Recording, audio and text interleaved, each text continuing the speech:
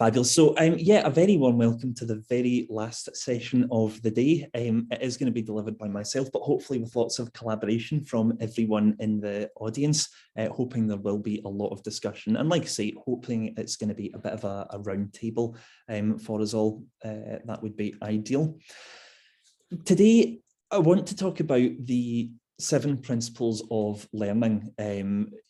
I'm sure that many of you will be, familiar with these, but I'm going to go through each of them in turn and really kind of hopefully touch upon the different ways that social annotation can help us achieve each of them, or at least can sort of facilitate the delivery of each of those principles. I'm going to be considering the 7 principles as outlined by Chickering and Gamson back in the 1980s, that were then revised for distance learning in the 90s. And I'm also going to be drawing on some of the brilliant work that's been done on this by Cynthia Tanis, as well as Holly Fiok more recently. And like I've said, quite a few times now, I really do hope we can learn from one another. So please do get involved as we go. There's a few different ways to be involved as we move through today. You can raise your hand in the Zoom and we'll be very happy to hear from you. We'll ask you to unmute your microphone and we can have a chat. We'll also be monitoring the Zoom chat. I can't actually see the Zoom chat from where I am at the moment, but if someone from the Talis side can give me a shout if there's any questions to be asked at any point, I'll be very happy to take those. And we're also monitoring the Teach, Learn, Collaborate, Repeat hashtag on Twitter. It's TLCR 22. So do talk to me. One last thing that I'm going to mention, just in terms of interacting with one another, I'm going to use Mentimeter, which hopefully will work without a hitch. You should hopefully be able to see Mentimeter now. You'll see the code to join the room at the top of the screen. And it's, oh, I can't see it because Zoom's in the way. But if someone could pop that in the chat. Oh, there we go. It's 8261-8368. So if you go to www.menti.com and use the code 8261-8368, and if you could just answer the first question, what's the weather like where you are today? Just so that I know that you're all here, you can all see it, and then it's all working properly. So I'll give you a bit of context. It's been a bit of a rainy day here so far, but it looks like we're actually getting some nice sun. Although for how much longer, I don't know, but that's what it's like up here in Glasgow. Rainy and cold. Yep, that's what it's been like much of the day here as well.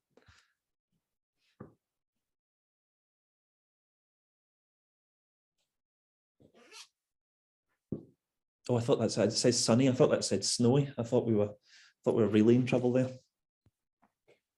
That's good. That means that at the very least it's working and we can see one another. So that's great. Thank you for those who tried that out. So the first thing that I want to talk about, the first principle of learning that I would like to talk about is staff-student interaction. Now, I'm sure you'll all be aware of that theory that there are 3 types of fundamental interaction to learning. There's staff-student interaction, there's student-student interaction, and there's student content interaction. And we'll kind of consider each of those in turn as we sort of move through these different types of principle. You can see the quote there from Alexandra Mihai, who, if you don't follow her educationalist blog, I strongly recommend it. It's brilliant. And it is I always keep up to date on it.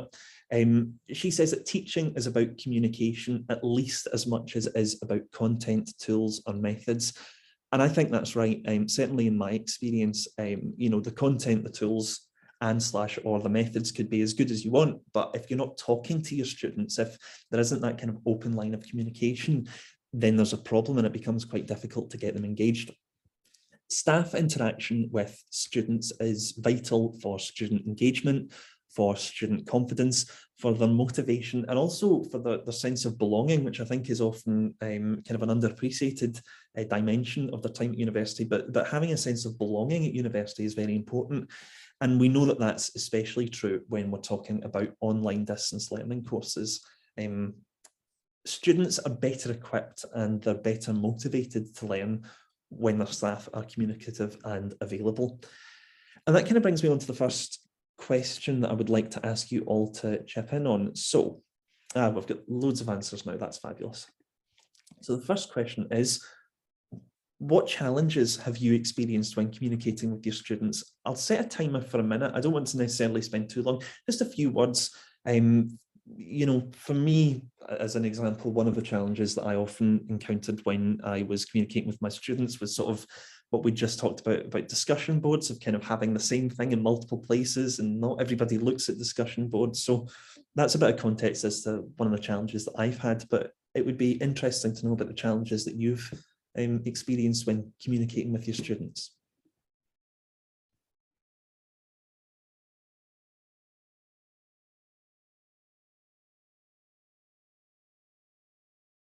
Not reading emails, I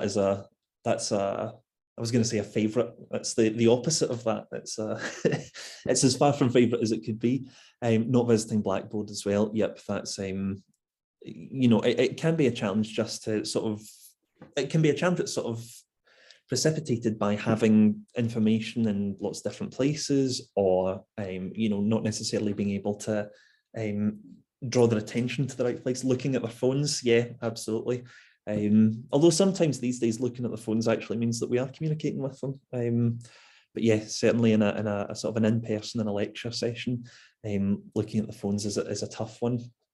And obviously when I was a student, I never did that at all, ever. That's grand. I'll maybe give it maybe 30 more seconds and we'll see if anybody else wants to add anything to that.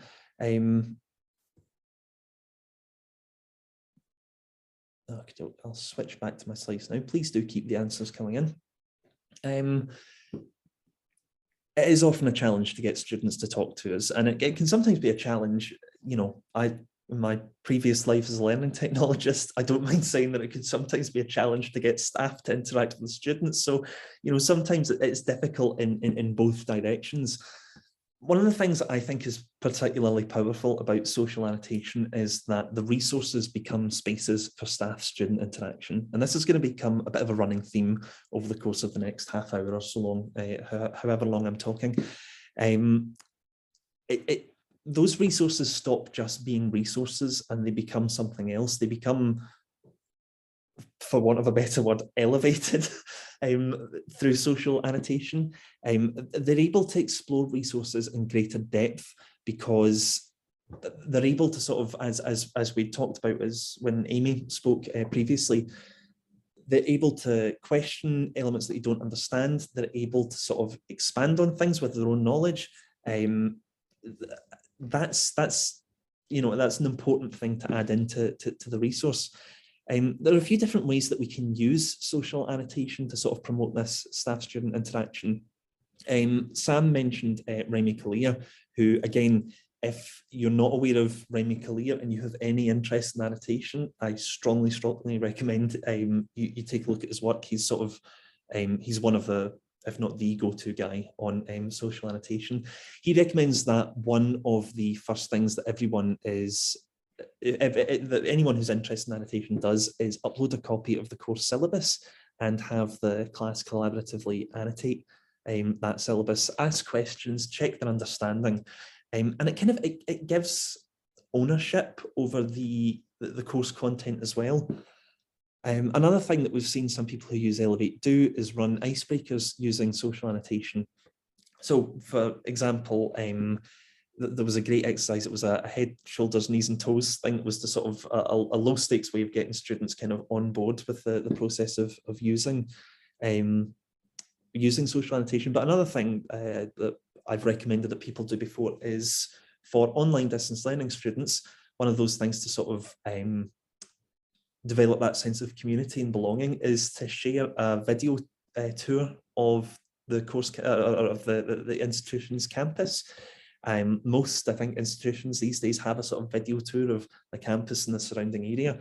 Upload that to Elevate, or you know, socially annotate that together. And you as staff kind of go in and say, oh, you know, this is where my office is, or, you know, this is where I like to come for lunch. It sounds like quite a silly thing, but it can be quite important in sort of developing that communication between staff and students. And the other thing, of course, that you can do, as we've discussed sort of at length already today, is guide discussion using prompts throughout the resource. That's something that you can very proactively do to sort of guide them through.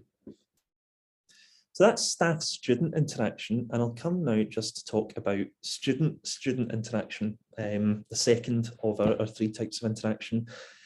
Learning is enhanced when it's more like a team effort than a solo race. Good learning, like good work, is collaborative and social, not competitive and isolated. And I think that's, my personal opinion is that that's completely, that chimes with my experience a lot.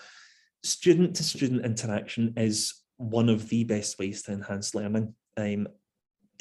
It's also one of the most difficult things to achieve, as I'm sure many of you will have experienced before. It can be quite difficult to get students talking to one another, never mind, talking to you. Interaction between students can't be forced. You can't make them do it. It won't happen just for the sake of it either. I think you have to provide clear opportunities for your students to work together, set clear expectations for them, and you have to make them aware of how you expect them to work together as well. Do you want them to post just a few words? Do you want them to post a sort of paragraph of their thoughts? Do you want them to only reply to points that they agree with or disagree with? Do you want them to flag up things that you think are controversial? And communicate to them why you think talking to one another is the way to do this. It all comes back to that communication that I mentioned. And I'll come to the next question now. You might have noticed a trend where I talk about a new principle and I ask you a question. That's pretty much what we're going to be doing as we go through. If that'll move on. So what steps have you taken to get students talking to one another more? And I'm not going to set a timer on this one purely because I think that might have cut some people off last time. So apologies if you tried to answer last time and you couldn't. But what steps have you taken to get your students talking? And details are menti.com and 8261 8368. Well, here I'll also take a quick look at the chat.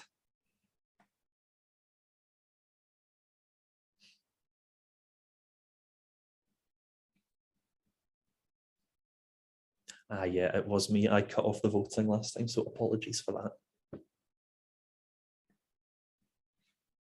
Okay, advance notice about the questions you'll be asking. That's a good one. Think, pair, share. Yep, absolutely.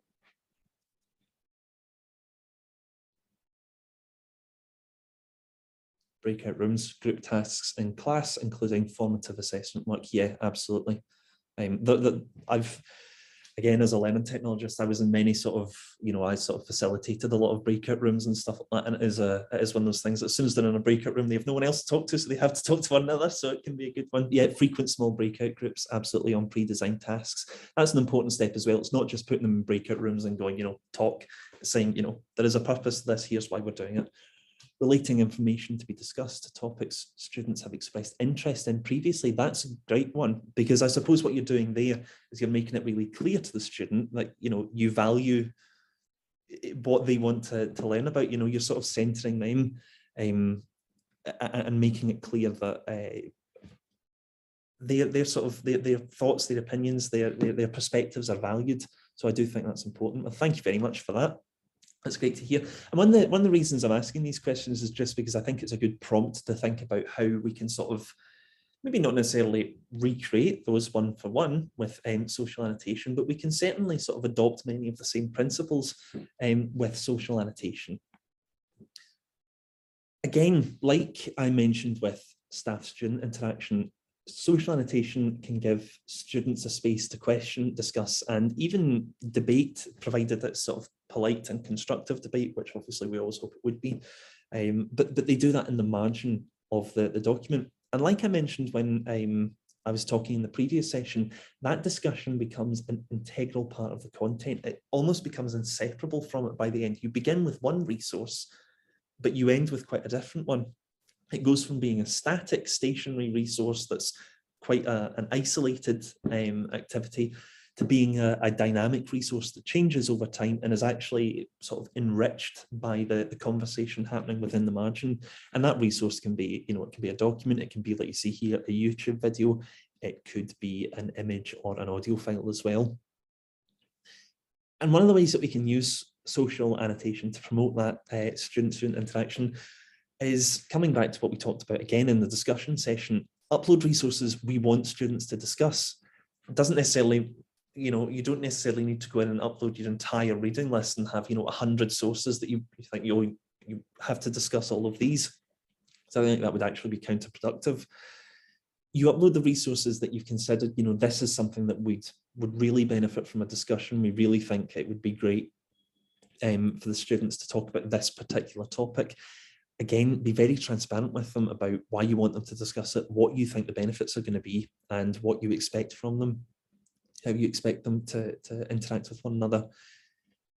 We'd also say encourage the students who do contribute and do talk to one another within limits. So what can sometimes happen, I think I've been guilty of this in the past as well, is that when you get some interaction from students, you sort of jump in and you go, yes, someone's finally talking to me, I'd better answer them. And while that's good, and while it's good to make it clear to students that we're there, we're hearing them, and we want to hear what they have to say, sometimes it can also be a bit like, it can also sort of end the conversation before it happens. If you think about, sort of, what you need to make a fire, you need kindling, but you need air, and too much of one and not enough of the other, you don't get a fire, if I can use a slightly heavy-handed metaphor. So do it within limits, encourage them, sort of reply, but don't sort of end the conversation in doing that. And we also recommend that you draw on students' discussion points during your lectures. And I think someone in the Menti just there highlighted exactly that, listening to your students, making it clear that, you have heard them, you have heard what they're talking about, and that you think it's valuable and that it's interesting. I think that's an important point as well. And our third principle, something that I'm sure you'll all be very, very familiar with. So active learning, as I'm sure you'll all know, is very much at the heart of learning and teaching these days. And as it says here, going back to 1987, learning is not a spectator sport. And it's not. I certainly found when I was a student that when I was assigned sort of, reading to go and do on your own, lots of reading to go and do, I struggled with it. I wasn't good at it. It didn't engage me, and I found it very difficult to sort of follow through with the reading I was given. A successful course, whether it's online or in person, has to embrace active learning, and it has to deploy it effectively throughout teaching to ensure that students get to grips with the ideas that we're trying to teach them. And social annotation is an active learning approach. It's an evidence-based active learning approach, and we'll talk a little bit more about how we can use it in a moment. But I'd like to ask you specifically how you in your practice, thank you everyone who commented on that, how you in your practice have made reading a more active process. I don't know if Amy and Mary and Sam are still on the call, but we've just heard a lot of great stuff from them about how they've made reading a more active process. But what have you done within your practice to make sure that your students are reading in a more active way?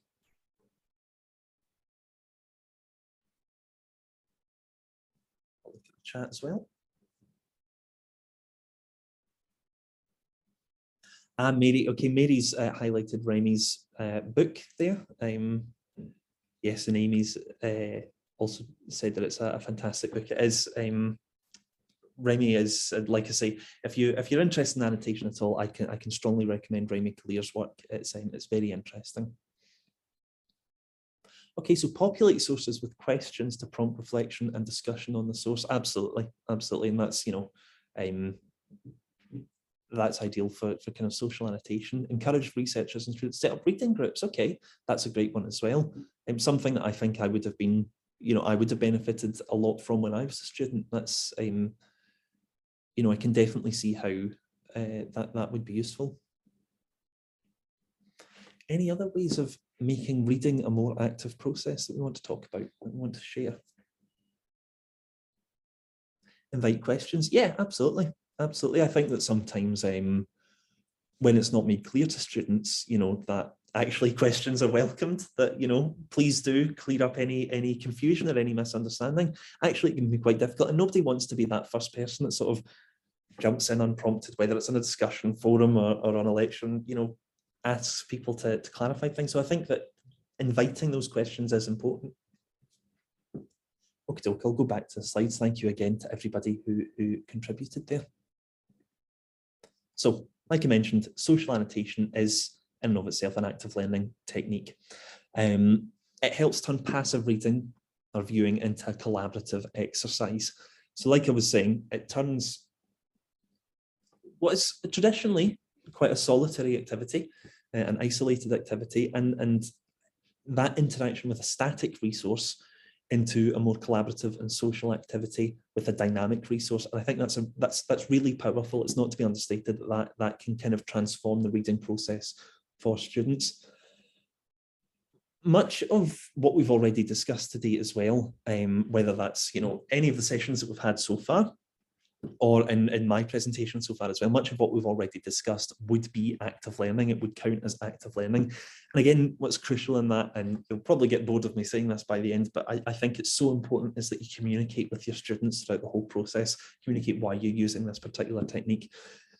And just to come back to a point that I've raised and a few other people have raised as well, what's also really important is that not everything needs to be elevated. You'll probably find that if you did upload your whole reading list, actually it would be counterproductive. Actually, people are going to look at that and go, oh, I'm not, once I've started, I'll need to finish, so I'm not doing that. Consider the resources you want them to annotate carefully, and you'll find that you get much more out of social annotation as a practice. It's like any active learning technique. It should be deployed thoughtfully and in a considered way throughout your teaching. I'm going to kind of just, as I move on to the next slide, I'm going to pause at this point and just take a quick look at the chat just to check if anyone has any questions so far. If anybody does have any questions or wants to, yes, Tara said in the chat, if anyone wants to raise their hand, I'm very happy to talk and to take any questions. So please do pop those in the chat. I'll give you a few seconds to pop just to see if we've got any.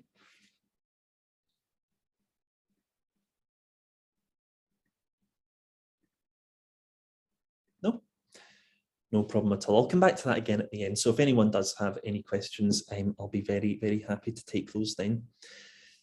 So I think a really important point is highlighted here. This quote from the University of South Carolina, their Centre for Teaching Excellence, they say that if we wait too long to give feedback, the student might not connect the feedback with the learning moment. And that particularly struck a chord with me because I remember very, very clearly being the student who was waiting on feedback, and I remember how frustrating it was, and I remember not wanting to start with the next assignment that was coming up until I had my feedback for the first, because I didn't feel confident to really get stuck in until I'd had that feedback from my lecturer or my tutor. Feedback doesn't necessarily just relate to formal assessment. Whether staff realise it or not, almost every interaction that you have with a student is an opportunity for feedback. That doesn't necessarily mean it has to be like, you're not doing this as in the right way. It can be quite low stakes feedback, but it's still important. It can be engaging students in discussion and using that as a platform to help them understand where their strengths are or understand, what might need more work. It's a way of kind of developing their understanding of what's expected of them, and you can do that formally in assessment feedback that comes back to them, a few weeks after they've submitted their essay, or you can do it in the replies to their points that they raise, be that on discussion forums, whether it's via social annotation. They're all good ways to provide feedback. I'd like to ask you as well, this is just a poll question, so hopefully we'll get a few answers to this. Oh, let me just go back and find Mentimeter again. It's disappeared from me. Ooh, there we go. It's just a poll question that I'll ask you to complete. Do you regularly feedback to students on open forums? But what I mean by that is does the feedback you give tend to be sort of private and attached to an exam submission or something like that? Or do you tend to give that sort of feedback in front of the class or, on discussion forums, that sort of thing? So hopefully you're able to answer that. So I've got one no.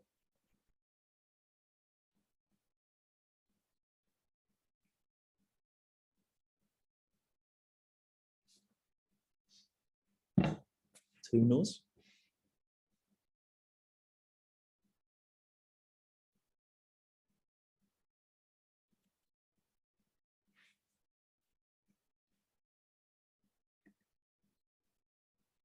Okie doke. I'll go back to my slides just now.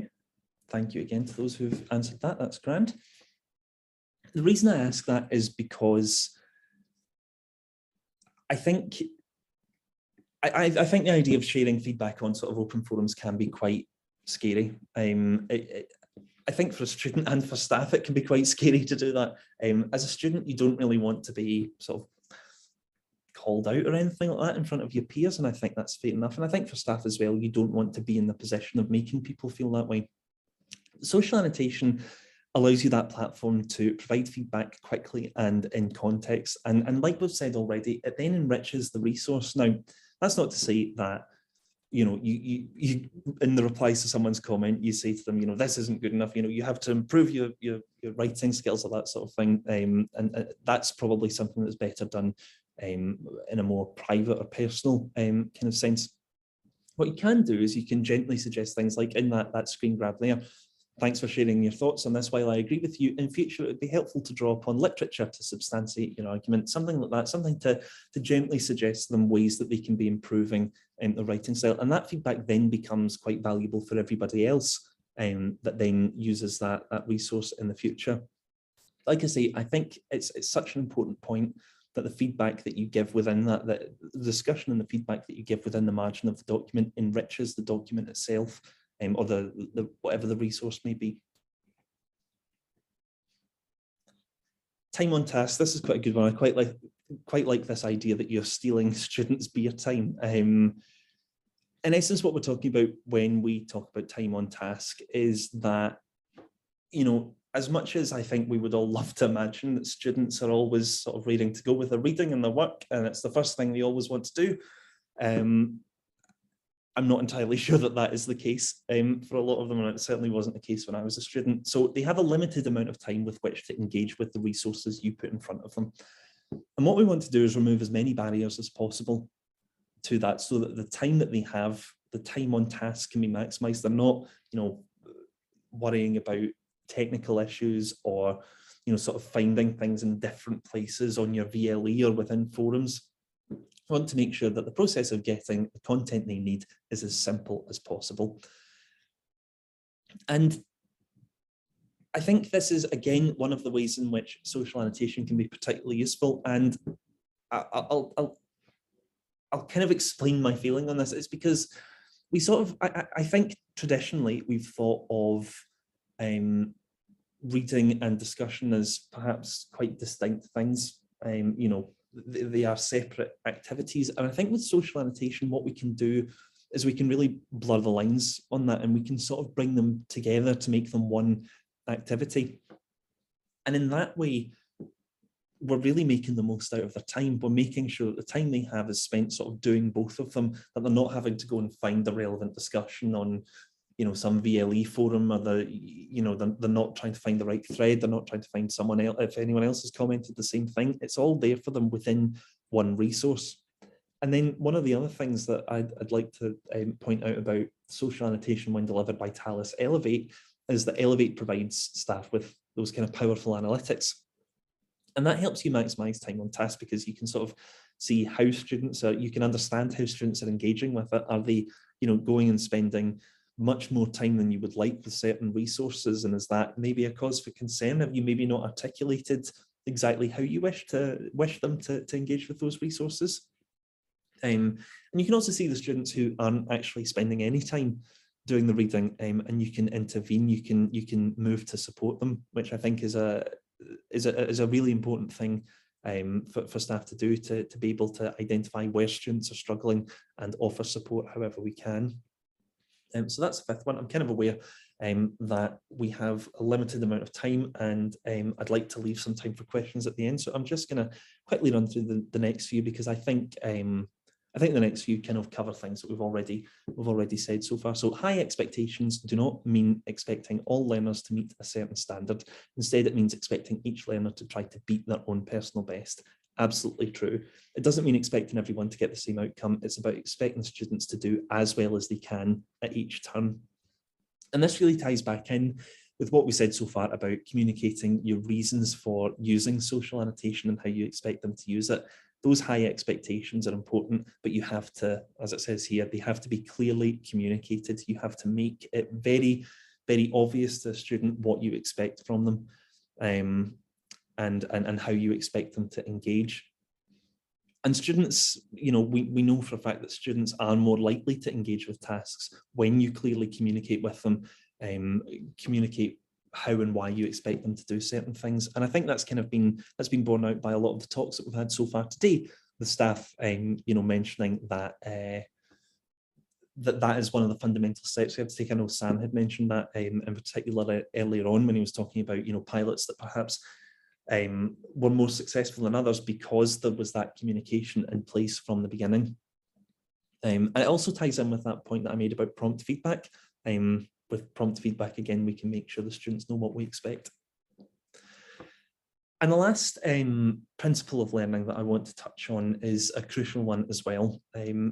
We have to respect diverse talents and ways of learning. And I think, again, that ties into a lot of what was said in our previous discussion session.